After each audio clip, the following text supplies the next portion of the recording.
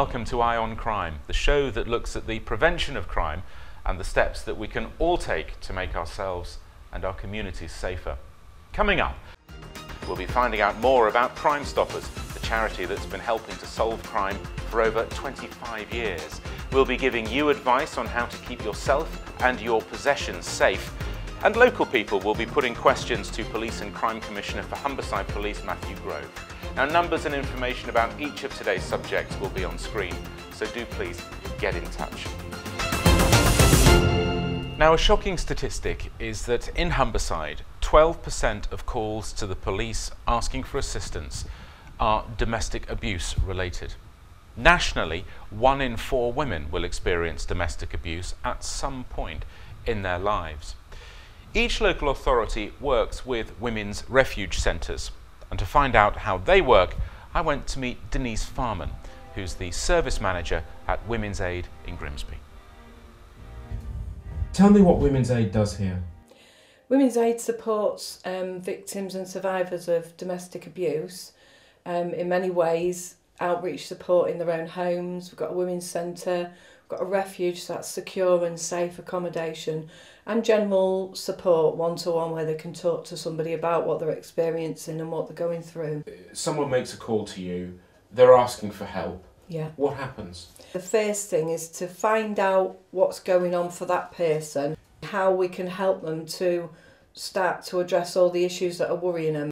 Some of them still love their partners. How are they going to cope with the loneliness? Will they have to give their houses up? They don't want him to get into trouble. Lots of things that need to be talked about that women generally don't know the answers to that. So sometimes it's just about talking. What happens if someone turns up with, well, really nothing more than the clothes on their back?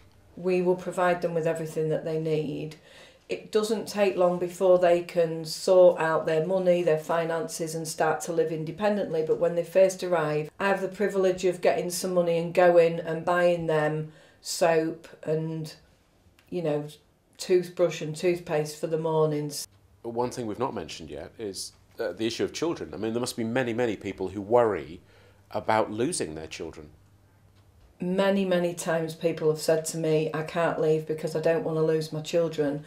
And they don't generally understand that they're more likely to lose their children if they stay in a violent home with a violent man. Clearly confidentiality is of the utmost importance, but there must come a time, particularly perhaps when young children are concerned, where there needs to be a judgment call made as to whether to bring in other authorities or not. We're very clear with women when they arrive that everything they say is confidential, and that's so important to women. It's one of the things that they always tell us is important.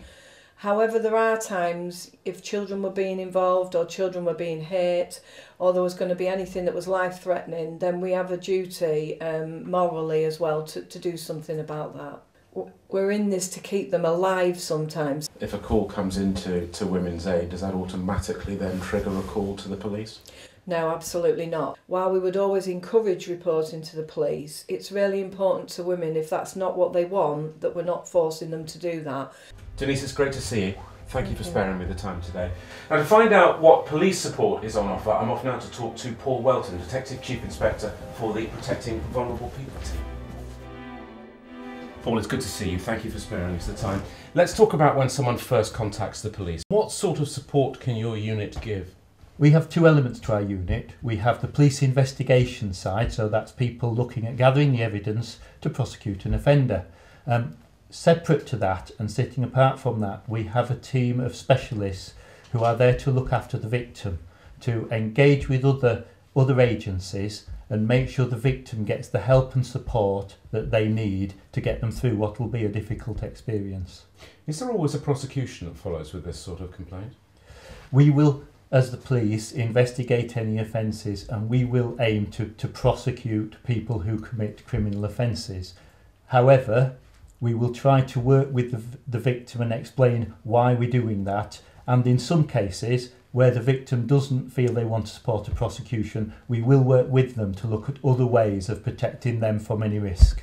If we can put a restraining order in place or some sort of order that protects the victim, perhaps above and beyond what may be a very short prison sentence. This is about securing a future for victims and potentially their children where they are safe and are able to go about their normal life. Paul, thank you very much for talking to us. If you'd like to speak to somebody at Women's Aid, you can call the team in Grimsby on 575757, in Hull on 446 099, or the national number 0808 2000 24/7. And if you're in the Scunthorpe area, call Blue Door on 0800 197 4787. All the details are on our website, eyeoncrime.tv. Police and Crime Commissioner for the Humberside Force area, Matthew Grove, has been in his post since 2012, and since then he's overseen some dramatic changes in crime prevention across our region. I'm delighted that Matthew is with me once more. It's very good to see you. Thank you very much for coming in. Now, we've given some local people the chance to ask you some questions. We thought that was the best way to put you on the spot. So if you're ready, we'll go to the members of the public and see what they want to ask. All right, have a look at this.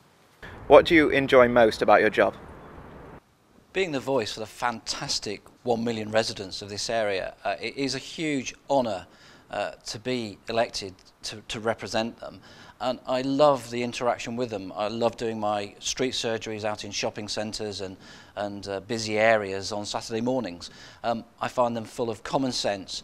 They give me clear guidance and instructions and tell me what they want me to do.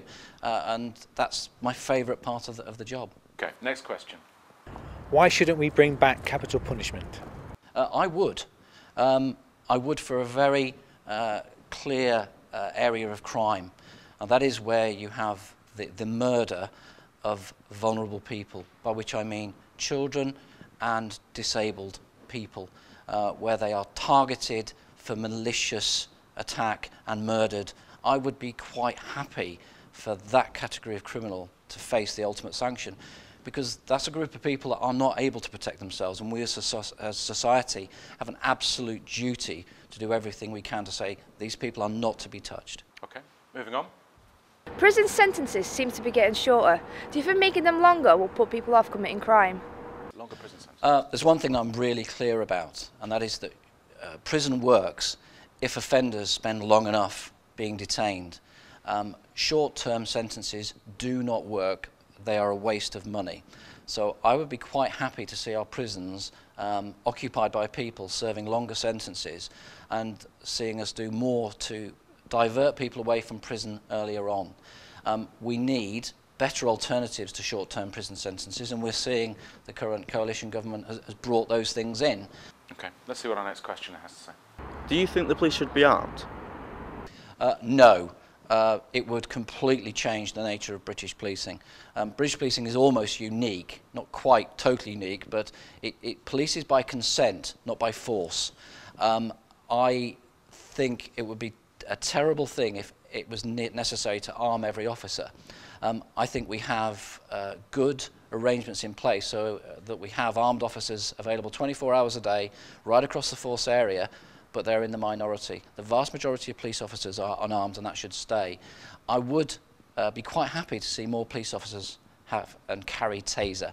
I think tasers are really good tool for police officers to ensure that when they come across very violent, threatening individuals, it enables them to control the situation very, very quickly and effectively. Okay, let's move on.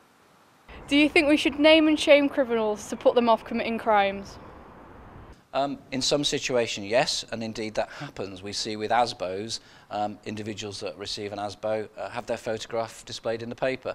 I think that's the right thing. I think when people go to court, it should be held in public, and their details and their photographs should be made public. I think the threat of being shamed is a significant part of the deterrent for people choosing to commit crime, and it's important we carry on doing that. Great questions. Thank you for answering them. Matthew, thank you for spending time with us. My pleasure. Thank you. And coming up, we'll be finding out what you think about local crime, what you think should be done about it, and how it can be prevented. And we'll be talking about Crime Stoppers and its role in preventing crime in the local community. We'll see you after the break.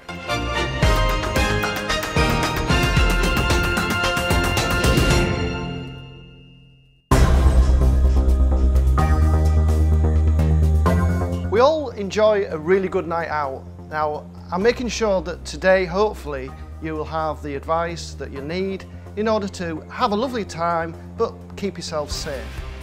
Now, the first thing you've got to think about when you're going out for an evening is plan your journey. Think about where you're going, how you're going to get there, if you're going to use a taxi or a bus. If we're going on a bus, have a look at the timetable and make sure that your wait at the bus stop, possibly on your own, is cut down to as little as possible. Make sure that if you're going to use a taxi, you use a registered taxi, that it's a recognised company. Try and avoid remote areas. Don't go down a passage. Don't go anywhere that takes you away from the general public and people that could either witness something happening or possibly come to your assistance. Always make sure that somebody knows that you intend to go to a particular nightclub and what time you think you're going to come back. When you're actually at the venue, make sure that you've got your drinks and you don't leave them unattended. Now, it's very rare that somebody will put a drug into it, but there is a possibility it might happen. Make sure that that drink hasn't had the opportunity of adding anything added to it. When you've got a phone, a mobile phone, often there's nowhere to put them. Many people choose to put them down on a table. You could leave it if you have an entrusted friend that's going to keep an eye on it, but can you guarantee that friend's not going to go off to the toilet and leave your phone unattended? So make sure that your phone is safe. You don't leave it on its own. Don't accept a drink from a stranger. If a stranger offers to buy you a drink, go with them to the bar. Make sure that you do know what you are actually drinking. When you're going out, make sure that you've got nothing with you that you really don't need. Think of the cash. What sort of cash will you need? If you don't need all your cards, don't take all of those. It's all about looking after yourself, reducing the risks, and having an enjoyable evening without coming to any harm.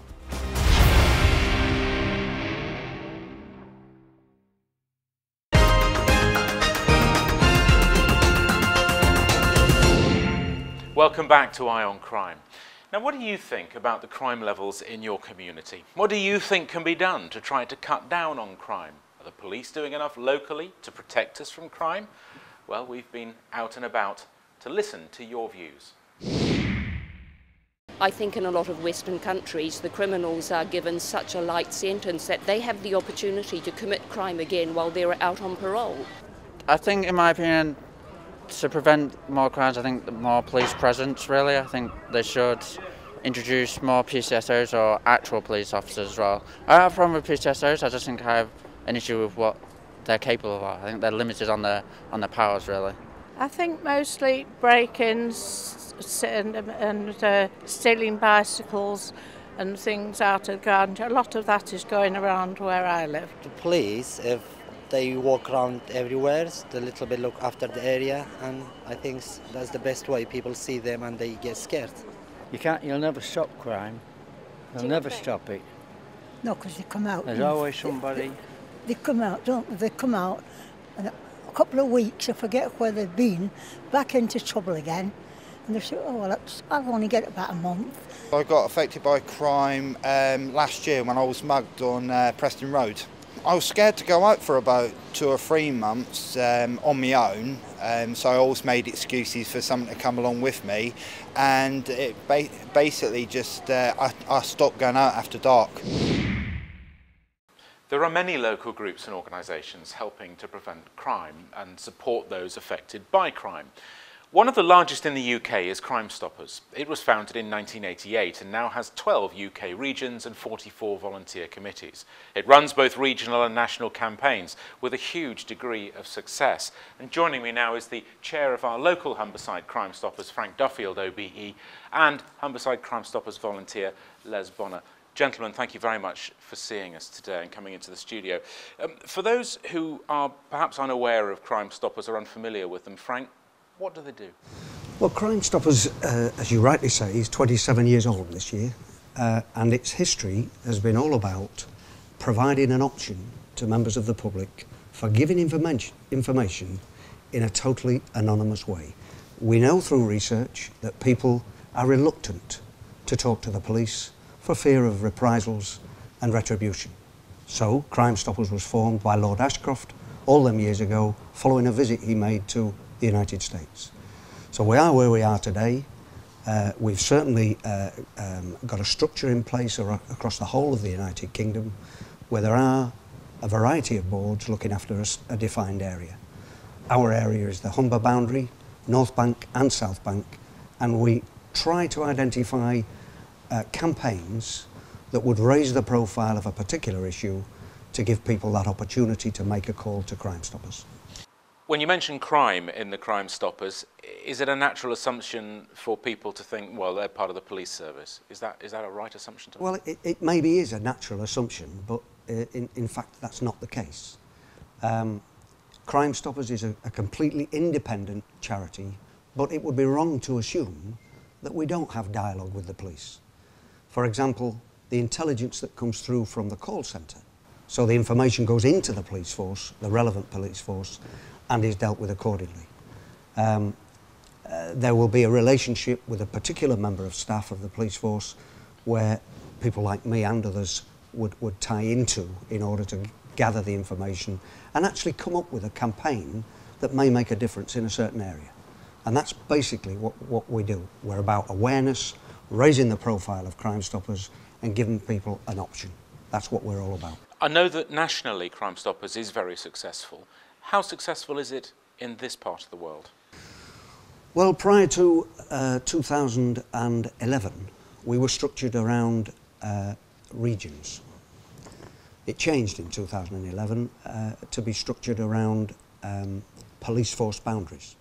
We're now looking after the Humber boundary, and I think it's far more beneficial to us. So it works now, and by way of a statistical piece of evidence, when we started in 2011, we were getting about 50 calls to Crime Stoppers for the Humber area every month. We're now close to 150. Now that tells me that we're doing something right and raising the profile of Crime Stoppers in the right way. And what about volunteers? Does Crime Stoppers need volunteers? We're looking now for volunteers that specifically focus on a particular area and help us to manage those particular areas. We've got the north of Lincolnshire area, we've got the north-east Lincolnshire area, we've got the Hull area, and of course we've got the East Riding of Yorkshire. That's our patch. We need a small number of volunteers for each of those 4 areas. Well, as you are one of those small number of volunteers, how long have you been part of Crime Stoppers? For about a year now.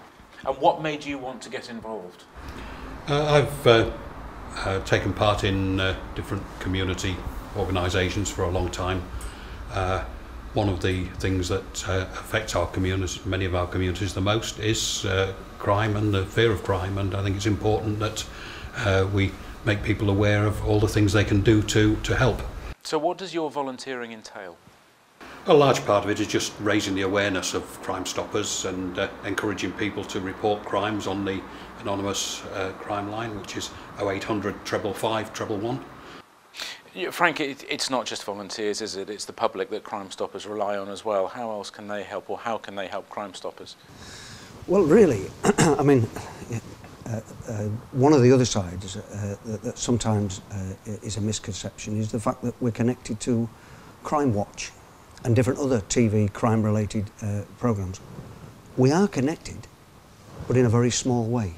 And the important thing is that people realise that when they are aware of some form of crime and they don't want to call the police, just pick up the phone, 0800 555 111, and give that information totally anonymously to somebody else. It will then get to the respective police force, they will act on it accordingly, and really that little bit of information could be just what they're looking for. Just finally, I want to focus on the anonymity issue. It's one thing saying, yes, everybody's going to be anonymous. It's another thing for somebody who really wants to find out who's made that call to find out. Can you sit here and guarantee that there is no way anybody can find out who's made a call to Crime Stoppers?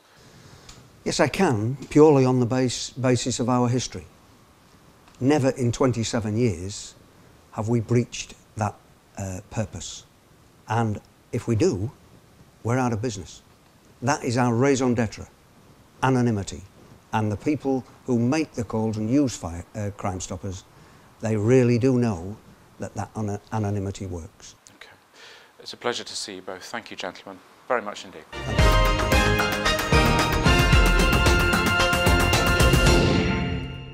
Well, now it's time for your help.